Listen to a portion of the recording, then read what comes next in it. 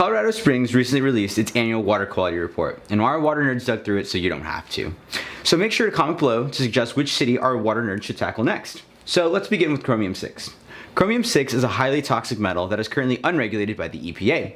Chromium-6 pollution is associated with metal processing, tannery facilities, chromate production, stainless steel welding, and pigment production.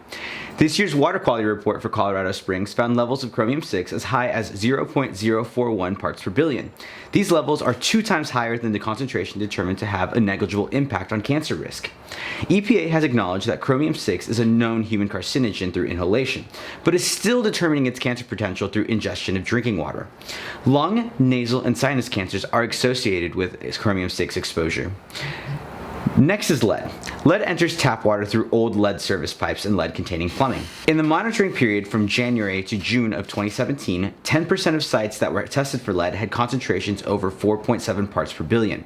Now, the city of Colorado Springs sampled 105 residential taps for lead, so the small sampling group may not be representative of the actual scope of the lead problem. EPA, CDC, and the American Academy of Pediatrics all recognize that there is no safe level of lead for children. Additionally, these measurements may not be a true indication of your tap water if your home has lead plumbing or lead fixtures. Lead exposures can cause developmental issues, lowered IQ, and damages to the kidneys and brain. Next is disinfection byproducts, or DBPs.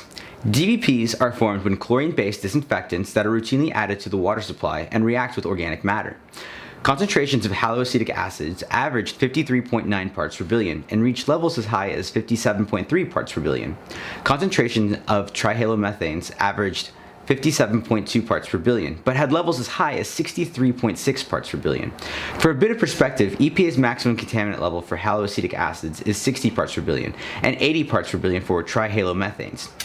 Disinfection byproducts are a category of emerging contaminants, which means they've been detected in drinking water, but the risk to human health is unknown. Regulatory agencies have very little knowledge about the adverse health effects of DBPs and their toxicity. Additionally, measurable amounts of strontium, ethylbenzene, and xylenes were detected in Colorado Springs' water quality report. So that concludes what we found, and our water nerds are on the lookout for other cities to cover. If you'd like us to see what's going on in your hometown, please let us know and comment below. Also, if you have any questions about this report or anything else water related, drop us a line at hello@hydroviv.com and visit hydroviv.com and use our live chat. Our water nerds are based in Washington, D.C. and can answer any questions you have.